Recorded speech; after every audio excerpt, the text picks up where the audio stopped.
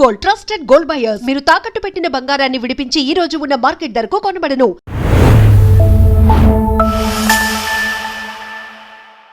Welcome to lens with Lumbini. CJP protest అయింది. ఇప్పుడు Jharkhand JPSC ఎగ్జామినేషన్లో జరిగిన అవకతవకలు ఏవైతే ఉన్నాయో దానికి సంబంధించి ప్రొటెస్ట్లు అయితే స్టూడెంట్స్ చేస్తూ ఉన్నారు. అండ్ ఆల్సో లాఠీ చార్జీలు అక్కడ కూడా జరుగుతున్నాయి. సో సీజేపీ ప్రొటెస్ట్కి దీనికి కంపారిజన్ చేస్తూ ఉంటే స్టూడెంట్స్ అంతా కూడా ఇప్పుడు రాహుల్ గాంధీ వచ్చేసి ఈ ఇష్యూస్ అన్నింటినీ పక్కకి జరిపి రామ్ మందిర్ ఇష్యూ గురించి మాట్లాడుతున్నారనమాట. ఎందుకు సడన్ గా ఈ స్ట్రాటజిక్ షిఫ్ట్ అనేది చేస్తున్నారు? ఎలక్టోరల్ ఇష్యూస్ వదిలేసి రామ్ మందిర్ ఇష్యూ వరకు ఎందుకు వెళ్తున్నారు? అండ్ దీని గురించి క్లియర్ గా డిస్కస్ చేద్దాం. దీంట్లో ఉన్న పాలిటిక్స్ ఏంటి, అలాగే స్ట్రాటజీస్ ఏంటి అండ్ మెయిన్ రీజన్స్ ఏంటి డిస్కస్ చేద్దాం. ఈ రోజు మనతో జాయిన్ అవబోతున్నారు ప్రముఖ geopolitical analyst Pavan Shersha garu మనతో పాటున్నారు. Let's talk to him. Hello sir, నమస్తే. నమస్తే అండి. సో జేపీఎస్సీలో కూడా అవకతవకలు జరిగాయి. సో దాన్ని పక్కన పెట్టేసి వేరే ఇష్యూస్ ఏవి తీసుకురావాలా అన్నట్టుగా రామ్ మందిర్ ఇష్యూని తీసుకొస్తున్నారు. ఫ్రంట్ ఫుడ్గా దీని గురించి మాట్లాడుతూ ఉన్నారనమాట రాహుల్ గాంధీ గారు. అంటే ఎందుకు ఇలా సడన్గా దీనికి షిఫ్ట్ అవ్వడం? ఎందుకంటే మధ్యలో ఒకసారి మాట్లాడారు, మళ్ళీ ఇప్పుడు తీసుకొచ్చారు. అండ్ మధ్యలో ఏమైపోయింది మరి? అంటే ఒక రకంగా చెప్పాలంటే రాహుల్ గాంధీ జార్ఖండ్లో జరిగిన దాంతో ఆయనకైనా సెల్ఫ్ గోల్ చేసుకున్నారు. ఎందుకంటే వీళ్ళు రాహుల్ గాంధీ పార్లమెంట్ స్టార్ట్ అయినప్పటి నుంచి వాళ్ళు అంటున్నది మనం చూస్తున్నాం. పెలెట్ గన్ ఎందుకు వాడారు, స్టూడెంట్స్ని ఎందుకు కొట్టారు, లాఠీ చార్జ్ ఎందుకు చేశారు, ఎక్సెట్రా ఎక్సెట్రా అన్ని మాట్లాడారు. బట్ అక్కడ టు బి ఆనెస్ట్ మనం ఒక్కటి ఈ రెండు ప్రొటెస్టులని కంపేర్ చేయొచ్చు, కానీ ప్రొటెస్ట్లో పార్టిసిపేట్ చేసిన వాళ్ళు ఇద్దరు వేరు. ఇప్పుడు మీరు జార్ఖండ్లో చూసుకుంటే they were only students. And CJP దాంట్లో స్టూడెంట్స్ కాదు. ఎందుకంటే మనం జార్ఖండ్లో చూసుకుంటే వాళ్ళు ఏ పొలిటికల్ పార్టీని కూడా వాళ్ళు రానివ్వలేదు, ఇంక్లూడింగ్ బీజేపీ. ఎవ్వరూ వద్దని అనేసారు. కానీ మీరు కనుక సీజేపీ ప్రొటెస్ట్లో చూసుకున్నట్టయితే కాంగ్రెస్ వాళ్ళు వచ్చారు, సరే ఆప్ వాళ్ళే ఇది మొత్తం బ్రెయిన్ మనకు తెలిసిందే. Almost every political party except Congress అందరూ అసోసియేట్ అయ్యారు సీజేపీతో. అండ్ ఇంకొకటి, it was never about NEET. ఎందుకంటే ఒకవేళ అది నీట్ గురించి అయ్యి ఉన్నట్టయితే బస్ నామ్ రహేగా అల్లాకా అనేది పాటలు రావడం, వందే మాత్రం పాడకూడదు, భారత్ మాతాకి జై అనకూడదు, జై శ్రీరామ్ అనకూడదు, ఉమర్ ఖలీద్ని రిలీజ్ చేయాలి, షర్జిల్ ఇమామ్ని రిలీజ్ చేయాలి, ఆర్టికల్ 370 కాశ్మీర్లో మళ్ళీ ఇంప్లిమెంట్ చేయాలి. అంటే అసలు ఇవేవి నీటితో సంబంధం లేదు. సో అలాంటి వాళ్ళు పార్లమెంట్లోకి వెళ్ళడం అనేది it was really national security risk. ఎందుకంటే మనం అక్కడ చూసాం కొంతమంది దగ్గర గన్లు ఉన్నాయి. అండ్ చాలామంది నేపాల్ని బంగ్లాదేశ్ చేస్తాం ఇక్కడ అని అన్నారు. కానీ మీరు జార్ఖండ్ దాంట్లో చూసుకున్నట్టయితే వాళ్ళు ఎవ్వరూ కూడా ఇలాంటి వ్యాఖ్యలు చేయలేదు. వాళ్ళు ఏ పొలిటికల్ పార్టీని రానివ్వలేదు, వాళ్ళు ఇలాంటి వల్గర్ వీడియోస్ చేయలేదు. ఇప్పుడు మనం చూసుకున్నట్టయితే ఇన్స్టాగ్రామ్ ఓపెన్ చేసిన, ఈ మెటా ఓపెన్ చేసిన, దురదృష్టవశాత్తు జార్ఖండ్ ఎవరు వీడియోలు చేయలేదు. ఈ సీజేపీది మాత్రం అందరూ సెలబ్రిటీస్తో సహా అందరూ మాట్లాడారు. కానీ జార్ఖండ్ విషయానికి వచ్చేసరికి ఎవరూ మాట్లాడలేదు. అంటే ఇది దాని వెనక ఆర్గనైజ్డ్ ఎవరున్నారు అనేది మనకు అర్థమవుతుంది. ఒక ఎకో సిస్టమ్ ఉంది సీజేపీ దాని వెనక. ఈ జార్ఖండ్ దాని వెనక ఎకో సిస్టమ్ లేదు, అది కంప్లీట్లీ విద్యార్థుల మధ్య ఉంది. సో ఇలాంటి నార్మల్ దాంట్లో కూడా లాఠీ చార్జ్ జరగడం, బార్డ్ వైర్ పెట్టడం, పోలీసులు రాత్రిపూట, అది కూడా రాహుల్ గాంధీ కొట్టకూడదన్న గంట తర్వాతే వాళ్ళు కొట్టారు. టు బి ఆనెస్ట్ చేత కొట్టారు. మహిళలు ఉన్న చోట మహిళా కానిస్టేబుల్స్ లేకుండా మగ కానిస్టేబుల్సే ఉన్నారు. అది ఎంత ఆక్వర్డ్ ఉంటుందో మనకి తెలిసిందే. ఇప్పుడు నీట్ ఎగ్జామినేషన్ విషయంలో సరే టాపిక్ అదైతే తీసుకున్నారు, which is a very genuine request of course. So ఇప్పుడు ఇది కూడా పెద్ద ఎగ్జామే, సివిల్ సర్వీస్ ఎగ్జామినేషన్ కదా. సో దీనికి ఎందుకు మళ్ళీ సీజేపీ వాళ్ళు కూడా సపోర్ట్ ఇవ్వట్లేదు? ఎందుకంటే ఇది బీజేపీది కాదు కాబట్టి. ఇప్పుడు మనం జార్ఖండ్ ఒక్కటే మాట్లాడుతున్నాం, కానీ నీట్ది అయిన తర్వాత సీజేపీ మొదలు పెట్టిన తర్వాత పంజాబ్లో అయింది. ఏ ఆప్ అయితే ఇది మొత్తం ఆర్కెస్ట్రేట్ చేసిందో అదే ఆప్ పాలిస్తున్న రాష్ట్రంలో ఒకటైంది. ఐ థింక్ జనవరిలోనే ఎప్పుడు ఇంకో పేపర్ లీక్ అయింది. ఈ సీజేపీ ప్రొటెస్ట్ మొదలైన తర్వాత కర్ణాటకలో అయింది. ఈ సీజేపీ ప్రొటెస్ట్ వెటర్నరీ పేపర్ అనుకుంటా, ఇఫ్ ఐమ్ నాట్ రాంగ్. దాని తర్వాత ఈ సీజేపీ ప్రొటెస్ట్ మొదలైన తర్వాత కేరళలో కూడా పేపర్ లీక్ అయింది. కానీ ఇక్కడ ఎక్కడా మాట్లాడలేదు, ఎందుకంటే ఇక్కడ బీజేపీ లేదు కాబట్టి. సో ఇది క్లియర్గా బీజేపీని లక్ష్యంగా చేసుకుని చేసిన ఉద్యమం కానీ విద్యార్థుల కోసం చేసిన ఉద్యమం కాదు. ఎందుకంటే ఇప్పుడు మీరు చూసుకున్నట్టయితే ఇక్కడ విద్యార్థులు పరిష్కారం అడుగుతున్నారు. అంటే రిఫార్మ్ తేవాలి, న్యాయం జరగాలి, ఆఫ్ కోర్స్ తీయాలి, అవన్నీ అనడంతో పాటు రిఫార్మ్స్ తేవాలన్నారు. మీరు కనుక గమనిస్తే ఆ సీజేపీ వాళ్ళు ఏ రిఫార్మ్ ఐడియా ఇచ్చారు? వాళ్ళు జస్ట్ ఒకటే ధర్మేంద్ర ప్రధాన్ రాజీనామా చేయాలి, అయిపోయింది, దట్స్ ఇట్. రాజీనామాతో ఏమీ మారదు కదా. సో అంటే ఏంటంటే బీజేపీని లక్ష్యంగా చేసుకుని చేసింది సీజేపీ. బట్ న్యాయం జరగాలి అని చేస్తూ వస్తున్నది జార్ఖండ్. సో బట్ రాహుల్ గాంధీ ఏమైంది, పార్లమెంట్ ముట్టడి తర్వాత దీన్ని యాంప్లిఫై చేయడం మొదలుపెట్టారు. మనం చూసాం అక్కడ ఎలాంటి వాళ్ళు పోలీసులనే లించ్ చేయాలనుకున్నారు, వాళ్ళ పిల్లలు కూడా వచ్చి చెప్పారు, అక్కడ వాళ్ళ ఫాదర్లు చెప్పారని, ఇక్కడ ఉన్నది స్టూడెంట్స్ కాదు చాలా మంది వచ్చారని కొన్ని వీడియోస్ కూడా ఉన్నాయి.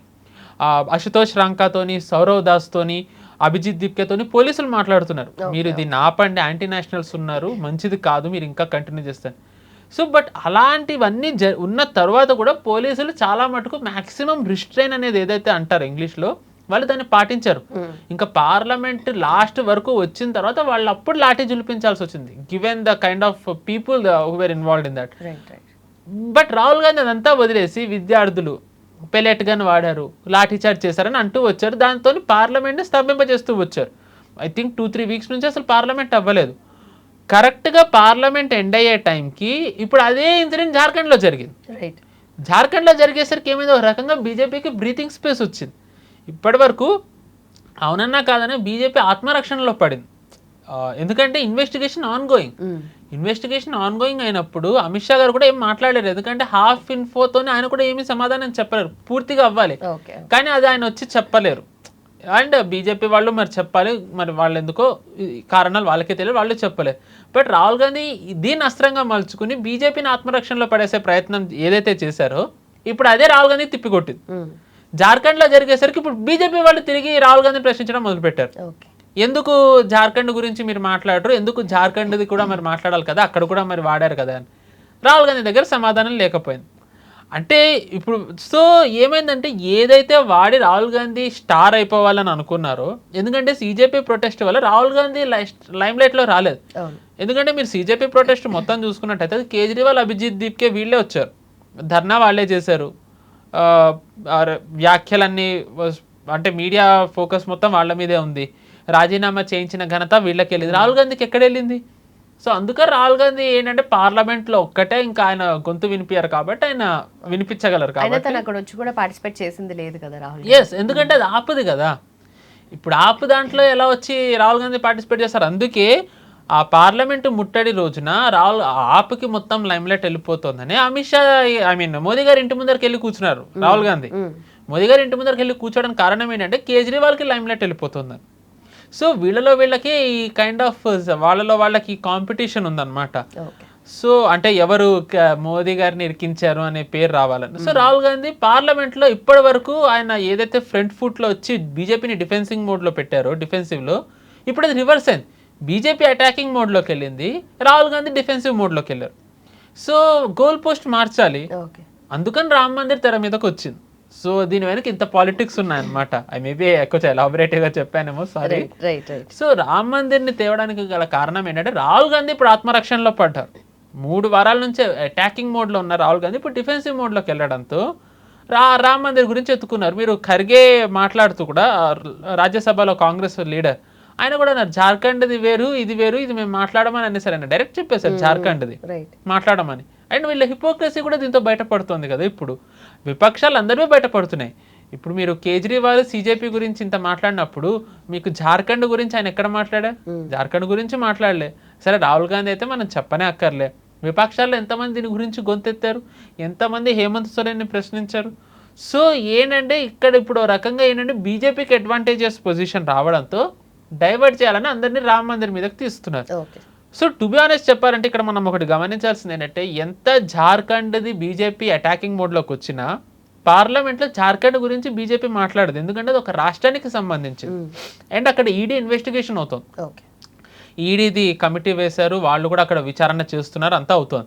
ఈ విచారణ మధ్యలో ఉన్నప్పుడు కూడా దాని గురించి మళ్ళీ ఏం మాట్లాడడం భావ్యం కాదు. సో బట్ ఇక్కడ ఇప్పుడు రామ్ మందిర్ వచ్చేసరికి ఎలా అయితే నేను జార్ఖండ్ది ఒక రాష్ట్రానికి సంబంధించింది అన్నాను, రామ్ మందిర్ది కూడా రాష్ట్రానికి సంబంధించింది. సో దాని గురించి పార్లమెంట్లో ఎలా మాట్లాడతారు?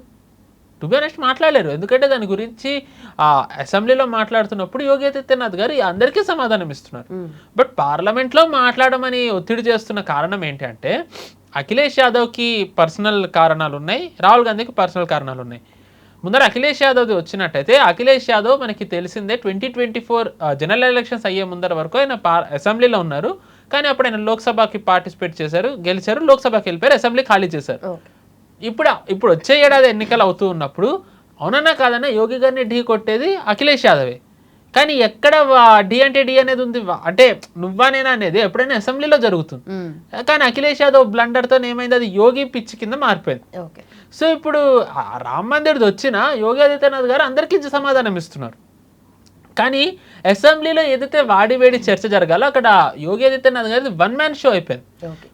ఎంతమంది వీళ్ళు మాట్లాడుతున్నా మీరు చూసుకున్నట్టయితే సెంట్రల్ లీడర్షిప్ వాళ్ళు ఒక్కళ్ళు మాట్లాడలేదు. మోదీ గారు కానీ అమిత్ షా గారు కానీ ఎవరూ మాట్లాడలేదు.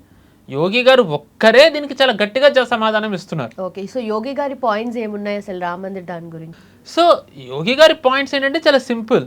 రామ్ మందిర్ది ఏదైతే ఆ చందాది జరిగిందో అది జరిగింది, అది ఆయన ఒప్పుకున్నారు, కమిటీ వేశారు, అరెస్టులు చేశారు. బట్ ఎంతైతే వీళ్ళు చెప్పారో దొంగతనం జరిగిందని అంత జరగలేదని కమిటీ చెప్పింది. ఓకే, సో ప్రాబ్లం ఎక్కడొచ్చిందంటే ఇప్పుడు ఈ విపక్షాలు ఎవరైతే రామ్ మందిర్ గురించి మాట్లాడుతున్నారో వాళ్ళ క్రెడిబిలిటీ ఇప్పుడు పరీక్షలోకి వస్తుంది. ఏ అఖిలేష్ యాదవ్ అయితే రామ్ మందిర్ గురించి మాట్లాడుతున్నారో ఆయన నాన్నగారే కరసేవకుల్ని కాల్పించిన చరిత్ర ఉంది, మళ్ళీ కాల్పిస్తానన్నది ఉంది. వాళ్ళ బాబాయ్ ఇప్పుడు ఎవరైతే పార్లమెంట్లో ఉన్నారో రాముడు ఇల్లీగల్ గా ఉంటున్నాడో ఆ ప్లేస్ లో అన్నారు. సరే అఖిలేష్ యాదవ్ది చెప్పనే అక్కర్లే, ఆయన బాబ్రీ మసీద్ కట్టించాలి అది ఇది అని ఎన్నన్నారో మనం చూసాం. సో ఏంటంటే అండ్ సమాజ్వాదీ పార్టీ క్రెడిబిలిటీ ఇది. అండ్ దాని తర్వాత కాంగ్రెస్ క్రెడిబిలిటీ చెప్పనే అక్కర్లే, రాముడు లేడని కోర్టులో వాదించింది ఈ పార్టీ. విచిత్రం ఏంటంటే ఏ రాముడైతే లేడు అని కాంగ్రెస్ వాదించిందో వాళ్ళు సెల్ఫ్ డిఫెన్స్లోకి వచ్చేసరికి వాళ్ళని వాళ్ళు కాపాడుకోవడానికి అదే రాముడిని ఇప్పుడు వీళ్ళు దేహి అని శరణ్ పెట్టుకుని రాముడి సాయంతో వీళ్ళు బతికి బయటపడాలనుకుంటున్నారు పార్లమెంట్లో. ఐరనీ ఏంటంటే so now coming to Congress, Rahul Gandhi ఇప్పుడు ఎలా అయితే నేను అఖిలేష్ యాదవ్కి పార్లమెంటే ఒక సభ అంటే మాట్లాడడానికి అడ్రస్ చేయడానికి నరేటివ్ సెట్ చేయడానికి పార్లమెంట్ ఎలాగా ఒక వేదికో రాహుల్ గాంధీ కూడా అదే వేదిక. ఎందుకంటే అట్లీస్ట్ అఖిలేష్ యాదవ్ పార్టీ కన్నా కొంతమంది సభ్యులు ఉన్నారు, ఐ థింక్ 100 ఎంతమందో. రాహుల్ గాంధీకి లేరు, కాంగ్రెస్కి లేరు అక్కడ. సో ఇప్పుడు ఎన్నికలకి వెళ్ళేసరికి కాంగ్రెస్ మాట్లాడింది అని చెప్పి ఎక్కడ తెలుస్తుంది, తెలీదు. సో అందుకని రాహుల్ గాంధీ కూడా ఏంటంటే మాట్లాడాలి, రామ్ మందిర్ గురించి మాట్లాడాలి అంటున్నారు. Number 1 reason. నెంబర్ 2 ఏంటంటే ఇప్పుడు వీళ్ళిద్దరికి మధ్య కాంపిటీషన్ ఉంది. నేను ఇందాక చెప్పాను CJPది కేజ్రీవాల్కి అండ్ రాహుల్ గాంధీకి ఎలా అయితే నడిచిందో ఇప్పుడు రామ్ మందిర్ విషయానికి వచ్చేసరికి ఎవరు ఎక్కువ వీళ్ళని కార్నర్ చేశారు అనేది క్రెడిట్ కనుక ఇప్పుడు కాంగ్రెస్కి వచ్చినట్టయితే సీట్ల పంపకానికి వచ్చేసరికి వీళ్ళది ఒక రకంగా వీళ్ళ డిమాండ్ ఎక్కువ ఉంటుంది. సో అందుకని కాంగ్రెస్ పోరాడుతుంది. అండ్ కాంగ్రెసే మాట్లాడితే గనక వాళ్ళ క్రెడిట్ వెళ్ళిపోతే అఖిలేష్ యాదవ్ సమాజ్వాదీ పార్టీకి దెబ్బ తగులుతుంది కాబట్టి అఖిలేష్ యాదవ్ మాట్లాడుతున్నారు. ఏదైతే వీళ్ళు రామ్ మందిర్ గురించి మాట్లాడుతున్నారో దాంట్లో వీళ్ళకి భక్తి కంటే కూడా కేవలం రాజకీయం మాత్రమే ఉంది. అండ్ ఇది జనాలకు కూడా తెలుసు. అందుకే మీరు చూసుకుంటే రామ్ మందిర్ విషయంలో విపక్షాల నుంచి బాగా వస్తోంది కానీ ఉత్తరప్రదేశ్లో స్థానికుల నుంచి లేదు. ఎందుకంటే అక్కడ ఆ పార్టీ వాళ్ళందరికీ క్లియర్గా తెలుసు, పార్టీ ఇన్ ది సెన్స్ స్థానికులకు అక్కడ ఏం జరిగింది, అభివృద్ధి ఎంత జరిగింది, ఆ పార్టీ చరిత్ర ఏంటి అనేవి అందరికీ తెలుసు. సో ఇవన్నీ తెలిసినా సరే వాళ్ళు రామ్ మందిర్దే ఎత్తుకున్నారు అంటే విపక్షాలు ఎంత వీక్ పొజిషన్లో ఉన్నాయో ఇది ఒక ఉదాహరణ.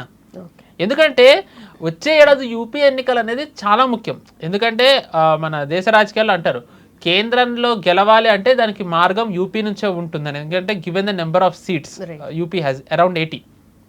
సో ఇప్పుడు ఏమవుతుందంటే ఇప్పుడు ఫర్ ఎగ్జాంపుల్ వచ్చే ఏడాది ఎన్నికలు అయినప్పుడు బీజేపీని మనం 17లో బీజేపీ గెలిచిన తర్వాత యోగి ఆదిత్యనాథ్ గారు ముఖ్యమంత్రి అయిన తర్వాత 22 ఎన్నికలకి వెళ్ళేసరికి బీజేపీ హిందుత్వ ప్లాంక్ మీద వెళ్ళలేదు. అసలు హిందుత్వ మాట్లాడలే. అక్కడ అభివృద్ధి ఎంత జరిగింది 5 ఏళ్లలో, ఎక్స్ప్రెస్ వేలు ఎంత వచ్చాయి, ఉద్యోగాలు ఎంత వచ్చాయి, వలస వెళ్ళిన వాళ్ళు తిరిగి ఎంత వచ్చారు, స్టాండర్డ్ ఆఫ్ లివింగ్ ఎంత మారింది, ఈ అభివృద్ధి దాని మీదే వీళ్ళు వెళ్ళారు. అంటే దాని మీద వెళ్తేనే అసలు మామూలుగా ఉత్తరప్రదేశ్లో తిరిగి అధికారంలోకి వచ్చిన దాఖలాలు లేవు. వెంటనే యోగి ఆదిత్యనాథ్ గారు రాగలిగారు. సో 5 ఏళ్లలోనే ఆయనకు అంత మంచి పేరు వస్తే ఇంకా 10 ఏళ్లలో ఆయన ఇంకెంత చేసి ఉండాలి. సో అభివృద్ధి దాని మీద లేకపోతే మహిళల భద్రత దాని మీద వెళ్ళినట్టయితే బీజేపీని ఓడించడం ఇంపాసిబుల్. సో ఎలాగ బీజేపీని కార్నర్ చేయాలి, ఏదైతే హిందుత్వాది బీజేపీ ఎత్తుకుందో, బీజేపీ నినాదం ఉందో ఆ హిందుత్వాలో గనక చీలిక తెచ్చినట్టయితే బీజేపీని కట్టడి చేయొచ్చు. అవునన్నా కాదన్నా 2024 ఎన్నికల్లో కులం కార్డ్ అనేది గట్టిగా పనిచేసింది.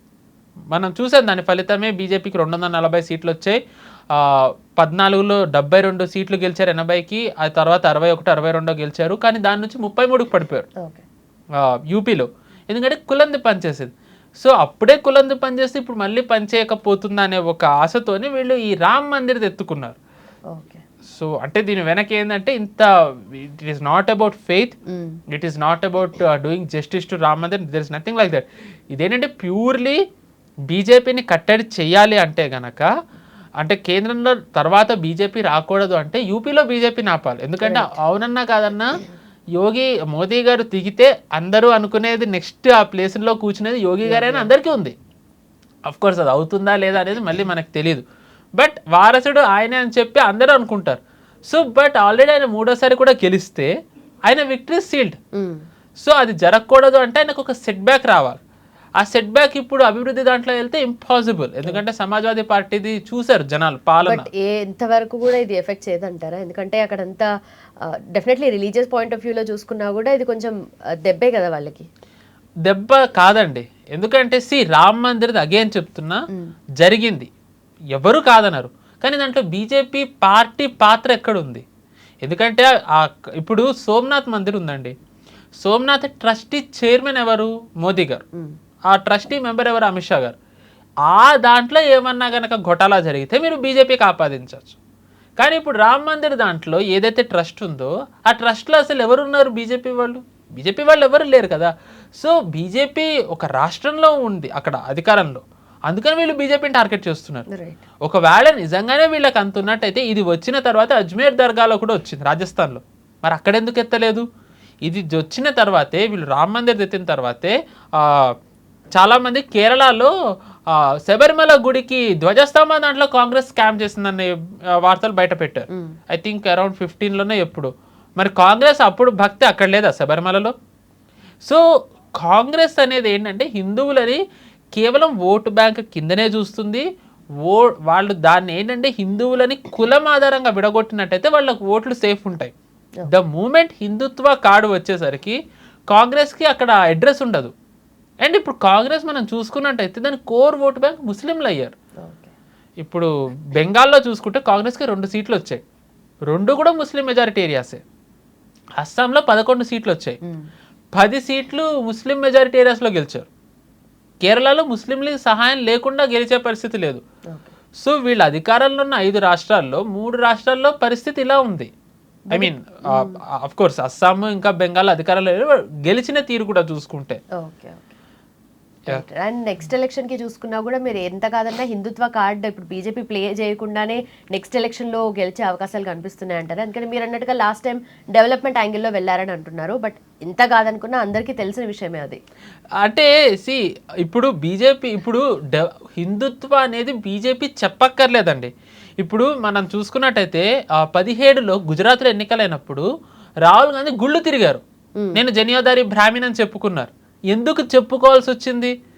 ఎందుకు గుళ్ళకి? ఇప్పుడు మోదీ గారు గుళ్ళకి వెళ్తారు. ఇప్పుడు 14 ముందర వరకు మన రాజకీయ పార్టీ నేతలందరూ స్కల్ క్యాప్ పెట్టుకోవడానికి ఇష్టపడ్డారు. ఇఫ్తార్ విందుల్లో చర్చిలకు వెళ్ళడానికి ఇష్టపడ్డారు. కానీ గుడికి వెళ్ళి పూజలు చేసే ధైర్యం ఎంతమందికి ఉంది? అది మారింది. 14కు వచ్చేసరికి ఏంటంటే ఇప్పుడు అందరూ గుళ్ళకి వెళ్ళడానికి ఇష్టపడుతున్నారు. అంటే ఇప్పుడు మనం చూసుకుంటే విజయ్ క్రిస్టియన్ అయినా ఆయన కూడా గుడికి వెళ్ళారు. ఐ థింక్ మీనాక్షి అమ్మవారి కూడా అనుకుంటా. సో ఏంటంటే అవునన్నా కాదన్నా అండర్లయింగ్లీ హిందుత్వ ఓట్ అనేది అది కన్సాలిడేట్ అవుతుంది. సో అది ద మూమెంట్ అది కన్సాలిడేట్ అయినట్టయితే అది 100% బెనిఫిట్ బీజేపీకి వెళ్తుంది. ఎందుకంటే హిందుత్వ అనేది కేవలం అది మనం మతమో ధర్మం కిందనే చూడకుండా అది అభివృద్ధి కింద కూడా చూడాలి. ఎందుకంటే ఇది వరకు అంతా కూడా మనం బీజేపీ అధికారంలోకి రాకముందర మనం ఒక మాట వింటూ ఉండేవాళ్ళం, గుడి ఎందుకు, గుడి ప్లేస్లో మీరు హాస్పిటల్ కట్టండి, స్కూల్ కట్టండి, ఎక్సెట్రా ఎక్సెట్రా.